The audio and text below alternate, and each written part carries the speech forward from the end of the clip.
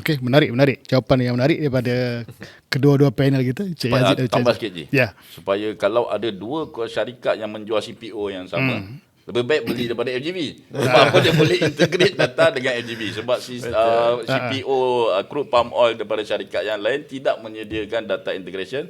Umpama beli CPO dapat integrate sistem yang lebih traceability secara digital, ataupun beli CPO dia kena key in balik dia punya receipt dan juga DO tersebut untuk sambung chain of traceability tu. Jadi dengan adanya FGB Top dan elemen tersebut, CPO kita lebih traceable secara digital. Ada extra value added untuk mereka prefer kepada CPO kita lah. Dan lebih marketable. Ya, lebih and marketable. preferable Ya. dalam market lah. Lepas ni Cik Zul bukannya hanya perlu pergi menjual CPO, terjual sekali dengan sistem-sistem.